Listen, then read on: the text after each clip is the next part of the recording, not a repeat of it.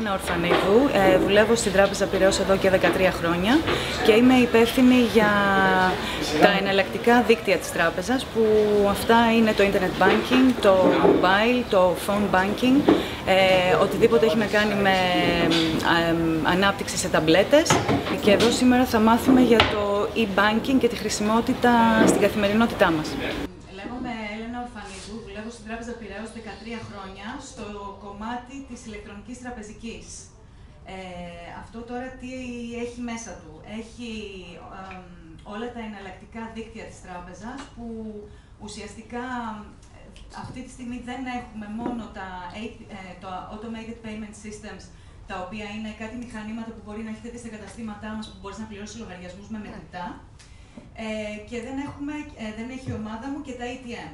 Όλα τα υπόλοιπα που έχουν να κάνουν με Internet Banking, τηλεφωνικό banking, mobile applications, για ταμπλέτες, γενικά όλα τα πιο μοντέρνα, ας πούμε, εναλλακτικά δίκτυα είναι στην δική μου ομάδα. Λοιπόν, άρα εμείς πάμε στον πελάτη. Να σας ρωτήσω κάτι, η ηλεκτρονική τραπεζική χρησιμοποιείται? Πόσοι χρησιμοποιείται? Νομίζω το κοινό σας. Το κοινό. Άρα δεν χρειάζεται να πείσω τους πολλούς. Οι λιγότεροι υπάρχει κάποιος λόγος που δεν το χρησιμοποιούν? Γιατί θεωρώ ότι μιας και είμαστε τόσο λίγοι, μπορούμε να κάνουμε και μια κουβέντα ενώ παρουσιάζουμε. Μάλλον γνωρίζουν κόσμο στις τράπεζες. Τι κάνουν? Γνωρίζουν κόσμο. Και παίρνουν τηλέφωνο. Ειδικά τις ημέρες που παίρνουν τις συντάξεις. Εντάξει. Όχι, δεν έχουμε συνταξιούχους εδώ. Ναι, και τη γιαγιά σου μπορεί να δεις. Ναι, ναι. Καλά, αν θέλετε το συζητάμε μετά. Λοιπόν, e-banking τι είναι? Είναι όλες οι τραπεζικές συναλλαγές που μπορούν και διαθέτουν οι τράπεζες μέσα από τα εναλλακτικά κανάλια. Το καλό με αυτά είναι ότι μπορείς να κάνεις τις τραπεζικές σου χρηματιστηριακές και γενικότερα να αγοράζεις τραπεζικά προϊόντα όποτε θέλεις και από όπου θέλεις. Ναι. Όπως είπαμε πριν, διατίθονται αυτά οι συναλλαγές 24 ώρες επί 7 μέρες επί 365, δηλαδή όποτε θέλει κανένας κάνει. Είπαμε ότι έχουμε το Internet Banking, Phone, Mobile και SMS. Εμείς έχουμε και SMS Banking, βέβαια δεν έχει μεγάλη κίνηση αυτό το κομμάτι. Όλα αυτά προφανώς οδηγούν σε μια ευελιξία που την εκμεταλλεύεται ο πελάτης στο έπακρο. Λοιπόν, οι τραπεζικοί πελάτες, ποιοι είναι αυτή τη στιγμή έτσι όπως τους έχουμε δει εμείς? Είναι αυτός ο οποίος γουστάρει να πηγαίνει στα καταστήματα. Γιατί θέλει να δει το διευθυντή που είναι φίλος του. Γιατί θέλει να πιει ένα καφέ μαζί του. Ή γιατί γουστάρει να περιμένει στις ουρές. Δεν μπορώ να το φανταστώ βέβαια, αλλά anyway, μπορεί. Άλλος που φοβάται την τεχνολογία, γιατί φαντάζεται ότι μπορεί να του κλέψουν τα λεφτά, ή θεωρεί ότι γενικότερα δεν είναι ασφαλές και δεν ξέρει πολύ καλά τη τεχνολογία. Από την άλλη πλευρά έχουμε τον διαδικτυακό, ο οποίος όλες τις συναλλαγές τις κάνει online. Αυτός είμαι εγώ, σίγουρα. Εντάξει, δεν μπορώ. Έχω να πάω στο κατάστημα, δεν θυμάμαι πότε. Το κατάστημα είναι από κάτω εντωμεταξύ από εκεί που δουλεύω, αλλά δεν πάω ποτέ. Για κάτι πληρωμές όμως που σου λέει, πήγαινε στην τράπεζα και δεν έχει λογαριασμό εκεί πέρα. Εκεί έχουμε λύση. Αν δεν έχει λογαριασμό. Δεν έχει λογαριασμό στην τράπεζα, θέλει να κάνει μια μεταφορά χρημάτων. Πρέπει να ανοίξει λογαριασμό. Όχι. Συγγνώμη, έχουμε και το EasyPay.gr και το EasyPay App, που απευθύνεται σε όλους τους καρτούχους. Όποιος έχει πιστωτική λοιπόν κάρτα, μπορεί να μπει στο EasyPay.gr, να γραφτεί με ένα πολύ light registration και να πληρώσει τους λογαριασμούς του, που έχουμε 800 πληρωμές. Το βασικό πρόβλημα που αντιμετωπίζω εγώ, ας πούμε, και πάρα πολύ γνωστή και φίλοι, παλιότερα είχα όλους τους λογαριασμούς μου σε πάγιες. Κανένα πρόβλημα. Υπερχρέωση είχατε ποτέ? Όχι. Αλλά πήγαινα normal, γιατί οι λογαριασμοί είχαν λεφτά. Πολλοί όμως πάθανε, ας πούμε, φαντάζομαι ότι έπαθα και εγώ και οι διάφοροι, ας πούμε, ότι το εισόδημά της μειώθηκε. Οκ, shit happens every day, goes about time και άλλα τέτοια που μπορούμε να πούμε. Κάποια στιγμή λοιπόν αναγκάστηκα να αποσύρω κάποιες πάγιες. Έρχονταν λοιπόν κάποιοι λογαριασμοί. Πάγιες βέβαια μπορείς να βάλεις και μέσα με πιστωτική κάρτα, όχι μέσω λογαριασμού μόνο. Ναι, να αποσύρω κάποιες πάγιες φοβούμενος ότι το υπόλοιπό μου θα είναι Ιταλιστή, ας πούμε, ή τέλος πάντων θα καταβαραφορθεί αν τυχόν πληρωθεί κάποια ύψη μεγαπάγια. Προτίθεσα λοιπόν για να έχω τον έλεγχο μία-δύο πάγιες, ας πούμε, να τις έχω να πληρώνω ad hoc. Δεν μπορούσα όμως πάντα να πληρώνω ad hoc, διότι ξέρω εγώ για παράδειγμα ήθελα στην Πειραιώς να πληρώσω μια ασφάλεια ζωής. Αλλά δεν είχα λογαριασμό στην Πειραιώς. Η απάντηση είναι το EasyPay. Το EasyPay GR, αυτό μέσα από εκεί μπορείς να κάνεις πληρωμές ING. Έχεις ξέρω εγώ, γύρω στις 15 με 20 ασφαλιστικές εταιρείες. Συνολικά, όλοι οι λογαριασμοί που έχουμε για να μπορεί να πληρώσει κάποιος είναι γύρω στις 800 πληρωμές. Άρα, κάπου μέσα εκεί θα βρίσκεται και αυτό που θες εσύ. Προφανώς. Και μπορείς να το πληρώσεις με πιστωτική κάρτα Eurobank. Αλφα, ό,τι θες. Μπράβο, εντάξει. Ναι, δεν χρειάζεται υπάρχει να το έχεις interaction, πληρώσει. υπάρχει το interface μάλλον που τα συνδέει όλα. Και πολλές φορές σε κάποιες πληρωμές, ειδικά του δημοσίου, προσφέρουμε και δόσεις. Μάλιστα. Δίνουμε και αυτή την ευκολία. Άρα δανείζουμε το κράτος. Είμαστε καλοί. Κάποιος πρέπει να κάνει αυτή τη δουλειά. Ναι, σωστά. Λοιπόν, τι μπορώ να κάνω. Πάρα πολλά. Όπως είπαμε, μπορείς να πάρεις πληροφορίες για όλα σου τα προϊόντα. Είτε αυτοί είναι λογαριασμοί, κάρτες, δάνεια, επιταγές. Μπορείς να κάνεις συναλλαγές, δηλαδή να μεταφέρεις ποσά από λογαριασμό σου σε λογαριασμό τρίτου, από λογαριασμό σου σε λογαριασμό δικό σου άλλο λογαριασμό.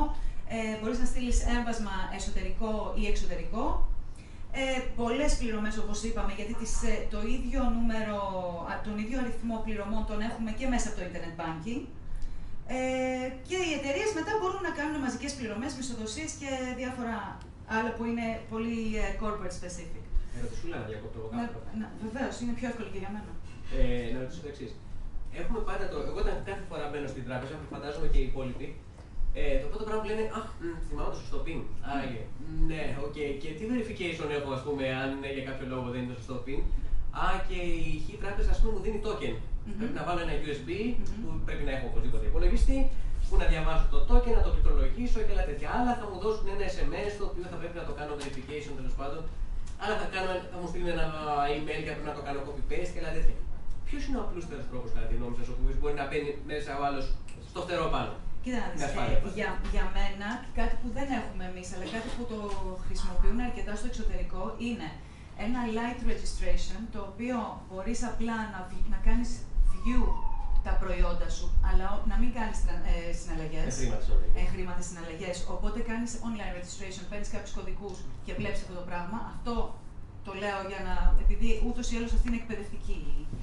Η Eurobank το έχει αυτό, δηλαδή εγώ έχω πιστωτική κάρτα επιστροφή και με light registration μπορώ να δω κινήσεις της κάρτας επιστροφή, χωρίς να πάω στην τράπεζα. Αυτό το έκανα εξ αποστάσεως, δεν χρειάστηκε να με δει η τράπεζα ποτέ. Τώρα, από εκεί και πέρα, αν θέλεις να κάνεις χρήματες συναλλαγές, εμείς αυτό που κάνουμε είναι το εξής. Βάζεις username password, το οποίο password σου ζητάμε να το αλλάξεις ανατακτά χρονικά διαστήματα σε περίπτωση που κάποιος ομιγέννητος το έχει πάρει, κάπου το έχεις γράψει σε post που συμβαίνει συχνά κτλ. Και από εκεί και πέρα, για κάποιες συναλλαγές άνω κάποιων ορίων, έχουμε και το extra pin που το λέμε εμείς, τον extra κωδικό one-time password. Όταν λέμε πάνω από ένα ορίο, εννοούμε ότι βλέπουμε ότι εμβάσματα πάνω από 300 ευρώ μπορεί να ζητήσουμε extra pin. Για τα μικρά ποσά παίρνουμε το ρίσκο εμείς και δεν ενοχλούμε τον πελάτη σε εισαγωγικά. Άρα, εμείς αυτή τη στιγμή έχουμε και token, το οποίο είναι ένα παραθέτη έτσι, ήταν USB, το αλλάξαμε επειδή το USB το είχαμε επιλέξει παλιότερα, γιατί υποτίθεται θα κάναμε την ψηφιακή υπογραφή. Δεν έγινε με αυτό. Ναι, και είπαμε γιατί να πληρώνουμε και το USB, αφού δεν το χρησιμοποιεί κανένας, και βάλαμε μόνο το, ξέρεις, τη μηχανή που παράγει one-time password. Αλλά για μένα το πιο βολικό, αυτό το token χρησιμοποιείται περισσότερο από εταιρείες. Οι οποίες ή οι υπάλληλοι δεν θέλουν να χρησιμοποιούν τα δικά τους κινητά τηλέφωνα για να παίρνουν το one-time password στο κινητό τους. Είτε είναι σε κάποιο υπόγειο και δεν πιάνει το κινητό τους για να πάρουν. Οπότε χρησιμοποιείται περισσότερο από αυτούς, γιατί έχει και κόστος. Ενώ το SMS, το παίρνεις στο κινητάκι σου, το καταχωρείς εκεί που στο ζητάει και είσαι OK. Εγώ με 3 τράπεζες μέχρι τώρα, πιο παραδοσιακών μοντέλων, όπως καταλαβαίνετε, έχω παρακολουθήσει, έχω πάει να ανοίξω e-banking. Και μου λένε πολύ ευχαριστώ, αλλά ξέρετε, έχουμε ξεμείνει από τα tokens. Δεν έχουμε token.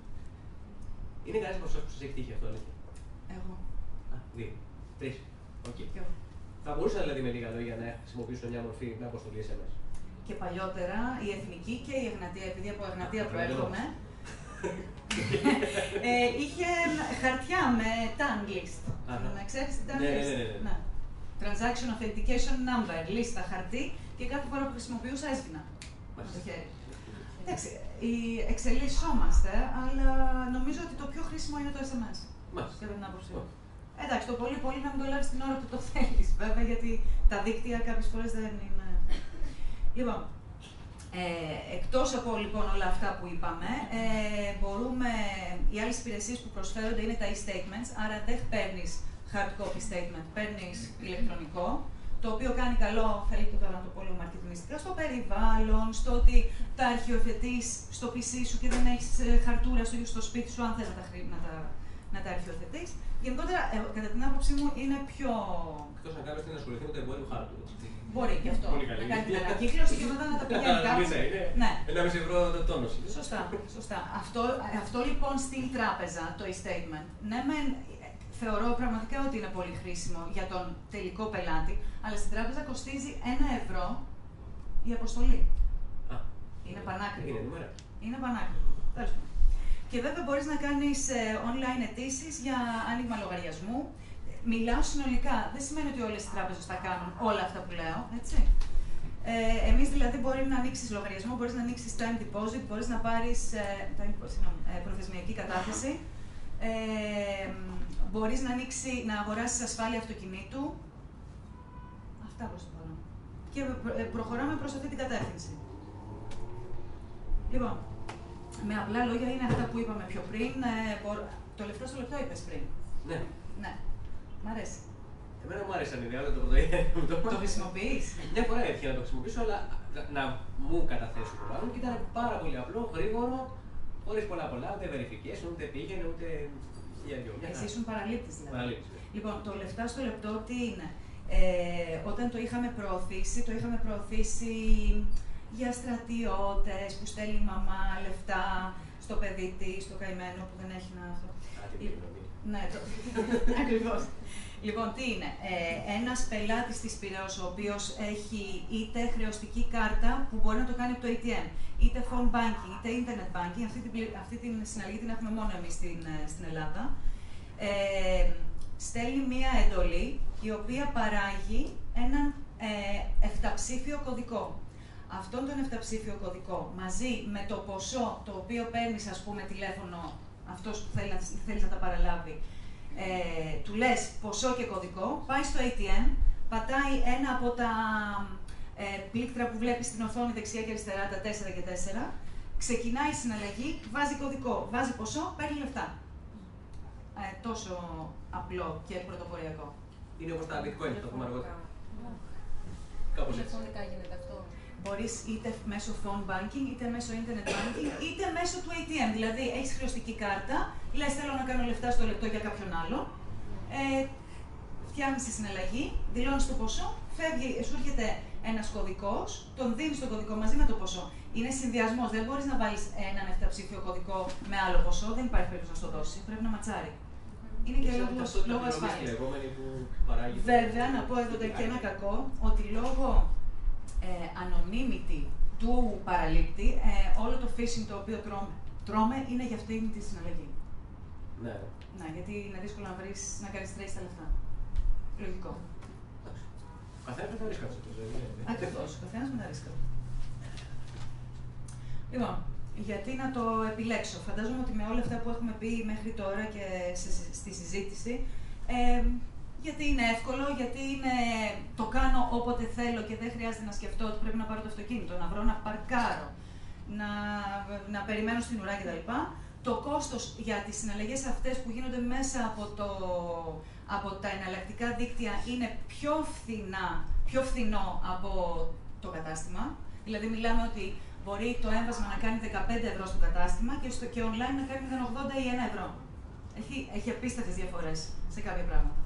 Γιατί είναι και το κόστος της καταχώρησης στο κατάστημα του ανθρώπου. Άρα πληρώνουμε και τον άνθρωπο ο οποίος ασχολείται. Ενώ ο άλλος το κάνει μόνος του. Και βέβαια τα κάνεις και όλα πολύ γρήγορα. Λοιπόν, είναι ασφαλές. από τη μία πλευρά έχουμε την τράπεζα η οποία πρέπει να τηρεί κάποια standards ασφάλειας και από την άλλη έχουμε τον πελάτη ο οποίος πρέπει να είναι προσεκτικός. Αυτή τη στιγμή δεν έχουμε, θα μιλήσω προσωπικά, αλλά γενικότερα οι τράπεζες δεν χάνουν χρήματα από intrusion στα συστήματά τους. Χάνουν χρήματα από το ότι οι πελάτες δίνουν κωδικούς περισσότερο μέσω phishing. Μέσα στα ATM βέβαια μπορεί να γίνει κάτι άλλο που βάζουν κάτι μηχανήματα οι πολύ καλοί κύριοι. Skimming. Οι οποίοι βάζουν κάτι μηχανήματα, βάζουν και κάτι κάμερες, παίρνουν το magnetic stripe, παίρνουν και το pin σου, οπότε σου κλέβουν λεφτά και έτσι. Άρα, υπηρεσία λεπτά στο λεπτό δεν είναι. Σε ποιο? Υπηρεσία λεφτά στο λεπτό. Όχι, αυτό λοιπόν, εγώ αντί να παίρνω την χρεωστική μου για να κάνω withdrawals από τα ATM, κάνω λεφτά στο λεπτό. Γιατί με το λεφτά στο λεπτό δεν βλέπει κανένας κάρτα, δεν υπάρχει κάρτα, δεν υπάρχει PIN. Για μένα είναι πιο safe αυτό. Και να μην κουβαλάω την κάρτα μου, βέβαια, έτσι. Λοιπόν, ωραία. Η τράπεζα κάνει όλα αυτά που βλέπετε και συνεχώς εξελίσσεται πάνω σε αυτό το κομμάτι. Ο πελάτης τώρα. Ο πελάτης πρέπει να προστατεύει τους προσωπικούς του κωδικούς, να μην τους δίνει πουθενά, να μην τους γράφει πάνω σε χαρτάκια, να βάζει αντιβάρους στο PC του. Γενικότερα, δηλαδή κάποια πράγματα. Τώρα, από εκεί και πέρα, μπορεί να πέσει θύμα phishing. Εγώ το έκανα. Όχι εγώ το έκανα. Λοιπόν, τώρα, το phishing. Γνωρίζετε τι είναι? Γνωρίζετε. Ωραία, να μην πω πολλά τότε. Βασικά τι γίνεται. Η επανάληψη είναι αρχή της μαθήσεως βέβαια για το phishing. Εμείς θα κάνουμε και quiz για να μπορείς να δεις πόσο phishing, ξέρεις, competent είσαι. Λοιπόν, τι γίνεται, στέλνει κάποιος υποτιθέμενος προσποιούμενος στην τράπεζα email. Μέσα στο email αυτό λοιπόν υπάρχει ένα μπλα μπλα, το οποίο στη δική μας περίπτωση είναι χάλια. Μιλάμε όμως ότι είναι χάλια το λεκτικό, γιατί πάει ο Google Translator και κάνει ό,τι κάνει εκεί πέρα και βγαίνει ένα κείμενο. Τέλος πάντων, και αυτό χάλια είναι. Οπότε από αυτό και μόνο ο πελάτης θα έπρεπε λίγο να πονηρευτεί, αλλά τέλος πάντων. Πατάει λοιπόν αυτό το link, σε πάει σε μια σελίδα που μοιάζει σαν τη login σελίδα της Πειραιώς, ολόιδια όμως, κάτι την κοπιάρει. Βάζει εκεί κωδικούς, τα κλέβει ο Fisher, ας πούμε, ο hacker, ζητάει και το extra pin. Για μια ώρα να έχεις άνθρωποι. Και κάνει λεφτά στο λεπτό προς το παρόν, γιατί δεν κάνει τίποτα άλλο, γιατί μπορεί να γίνει trace και να το μπλοκάρουμε αμέσως. Ενώ με το. Και τι γίνεται, κάνει αυτός ό,τι κάνει εδώ με τη μηχανή και έχει έναν τύπο μπροστά σε ένα ATM και το τραβάνε σε ντετέ χρόνο. Δηλαδή, μιλάμε ότι γίνεται ακαριέα. Ναι, το κάνουν πολύ ωραία. Θα σας πω και που πάνε μετά. Ρουμάνοι είναι ο συνήθως. Εμείς έχουμε εντοπίσει ότι είναι Ρουμάνοι με κάμερες και τέτοια και έχουμε πάει στο σφαγιανάκι και. Τι είναι πρωτοκάνη. Την παιδική πορνογραφία μέχρι το Καλά, νομίζω ότι η προτεραιότητα έχει παιδική πορνογραφία στην προκειμένη. Ναι, ωραία. Λοιπόν, άρα μέγιστη ασφάλεια αν η τράπεζα κάνει αυτά που πρέπει να κάνει και αν ο πελάτης κάνει αυτό που πρέπει να κάνει. Λοιπόν, στη Winbank έχουμε, όπως είπαμε, web, mobile, phone, easypay.gr, αυτό που είναι προς όλους. Okay. Άρα όλοι μπορούν. Αν είσαι πελάτης της τράπεζας. Ακριβώς. Winbank Direct είναι ένα site στο οποίο μπορεί κάποιος Έλληνας να ανοίξει λογαριασμό και προθεσμιακή και να αγοράσει ασφάλεια αυτοκινήτου ή μοτοσικλέτας. Okay. Και τα μηχανήματα EasyPay επίσης είναι προς όλους, αλλά είναι μέσα στα καταστήματα της Πειραιώς. Αυτά τι είναι, είναι σαν ATM που βάζεις μετρητά και σου δίνει ρέστα. Και πρέπει να έχεις λογαριασμό και διαβάζει το barcode να υποθέσω. Για κάποιες συναλλαγές που είναι δικές μας, μπορεί να διαβάσει, δηλαδή πληρωμή πιστωτικής κάρτας Πειραιώς, διαβάζει barcode. Για άλλες πληρωμές, όχι. Αλλά, εμείς. Γιατί κατάστημα. Για πρωινατέ. Εντάξει. Τώρα, έχουμε και το EasyPay App, το οποίο φωτογραφίζει στο λογαριασμό. Δεν χρειάζεται να πληκτρολογήσεις στοιχεία του λογαριασμού που είναι και κάτι μακρινά για κωδική πληρωμής. Φωτογραφίζεις και την πιστωτική σου κάρτα και έχεις τελειώσει. Διαβάζει barcode δηλαδή, ταιριάζει με αριθμό. Και το CCD, το. Μόνο αυτό πληκτρολογείς. Okay. Το CVV. Το CVV, το verification. Αυτό το πληκτρολογείς. Ωραία. Δεν θέλω να πω κάτι εδώ. Λοιπόν, εντάξει. Εμείς γενικότερα το ψάχνουμε το θέμα γιατί μας αρέσει αυτό που κάνουμε πολύ. Το γουστάρουμε, είμαστε πεθιασμένοι και. Okay. Λοιπόν, ήμασταν οι πρώτοι που μπορούσες άμεσα πηγαίνοντας στο κατάστημα να πάρεις κωδικούς και να φύγεις και να είσαι ενεργός. Δεν χρειαζόταν να περιμένεις μέρες. Φαντάζομαι έχεις περιμένει μέρες. Πόσα, λίγο. Εντάξει. Αλλά χάνω αυτό το anticipation, ας πούμε, αυτή τη μορφιά της αναμονής. Συγγνώμη, ρε παιδί μου, πώς το χαλάσαμε. Τέλος πάντων. Έχουμε υπηρεσία ειδοποιήσεων που ορίζεις ποιες κινήσεις στο λογαριασμό σου, στην κάρτα σου, αν θέλεις χρηματιστηριακές ειδοποιήσεις κτλ. Ορίζεις εσύ τι θέλεις και σου έρχεται on the spot την ώρα που κάνεις κάτι ή που κάνει κάποιος άλλος κάτι για σένα. Σου έρχεται κάποια ειδοποίηση. Το extra pin είναι αυτό που είπαμε που έχουμε είτε token είτε SMS. Το easy pay είναι αυτό που είπαμε επίσης που έχει να κάνει με πληρωμή 800 billers, ας πούμε. WebBuy βγήκαμε πρώτοι με virtual χρεωστική κάρτα, με το λεφτά στο λεπτό που το είπαμε. Μπορείς να αγοράσεις στα μηχανήματα, μέσα στα καταστήματα που έχουμε με τα μετρητά εισιτήρια για κάποια events. Μπορείς να εκτυπώσεις το βιβλιάριό σου, γιατί αυτή η συναλλαγή, επειδή κυκλοφορούν ακόμα πολλά βιβλιάρια, αν έχετε λογαριασμούς μπορεί να έχετε και εσείς βιβλιάρια, η οποία είναι πάρα πολύ χρονοβόρος στα καταστήματα. Περιμένεις με τις ώρες, γιατί δεν πας κάθε μέρα στην τελική. Εντάξει, εκτός από κάποιους που πάνε γιατί γουστάρουν να πάνε στο κατάστημα, δεν πας κάθε μέρα να ενημερώσεις το βιβλιάριο. Οπότε όταν έχεις να το ενημερώσεις κανένα εξάμηνο. Ναι. Και αυτό που είπαμε πριν είναι τα Winbank Apps, τα οποία είναι το Easy Pay με το barcode που είπαμε και την πιστωτική κάρτα και το λεφτά στο λεπτό. Και έχουμε και το mobile banking. Λοιπόν, οι πελάτες της Winbank σε σχέση με τους υπόλοιπους πελάτες της Τράπεζας Πειραιώς κατέχουν 187% περισσότερα προϊόντα, είναι πιο πιστοί, εκτελούν περισσότερες εγχρήματες συναλλαγές, πιθανά και λόγω της ευκολίας, και αυξάνουν την χρήση των προϊόντων κατά 214% και την απόκτηση των νέων προϊόντων κατά 143%. Άρα οι πελάτες είναι πολύ πιο ενεργοί στις τραπεζικές τους συναλλαγές και το cross-sell τους είναι πολύ μεγαλύτερο. Εγώ όμως θα να παρατηρήσω κάτι που δεν υπάρχει στο συγκεκριμένο στατιστικό, που λογικά θα πρέπει να είναι η κατανομή ανηλικία. Θεωρώ δηλαδή ότι 12, 24, 12, 30, ας πούμε, θα πρέπει να είναι ένα ποσοστό της τάξης του 80% κλπ. Και μετά πέφτει. Μπορούν οι τράπεζες να διευκολύνουν ακόμα περισσότερο το user interface. Γιατί ουσιαστικά εκεί είναι το παιχνίδι.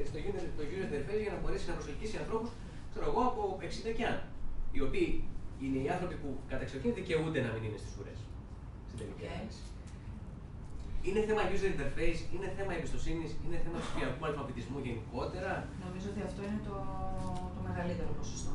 Από εκεί και πέρα, φυσικά και η τράπεζα μπορεί να κάνει κάτι το οποίο να είναι πιο απλό, εστιαζόμενοι βλέποντας, ας πούμε, κάνει μια έρευνα και λέει ότι από 50 μέχρι 60 μέχρι 70 κάνουν συναλλαγές χ.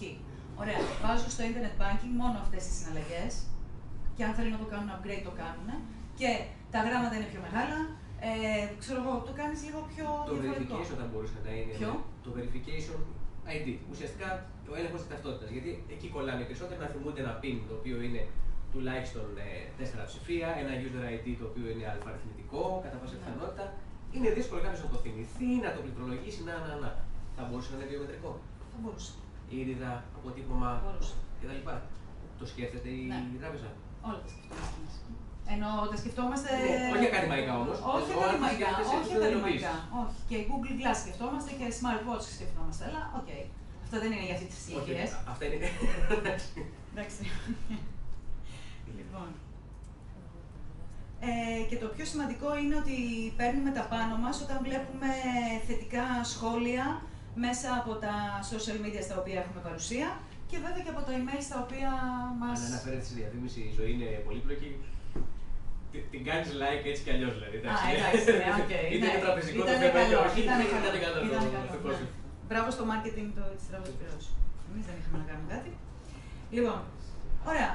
Ο στόχος μας είναι να εξυπηρετούμε τους πελάτες με ταχύτητα και ευελιξία, να πάντα αυτά που προσφέρουμε θέλουμε να είναι το δυνατόν πιο ποιοτικά, δηλαδή δεν κάνουμε εκπτώσεις. Θέλουμε αυτό που προσφέρουμε να είναι χρήσιμο, να είναι ωραίο, να αρέσει και στους πελάτες. Και βέβαια η εκμυδένιση των προβλημάτων και η δημιουργία της μεγαλύτερης τράπεζας στην ελληνική εξυπηρέτηση στην Ελλάδα και εξωτερικό.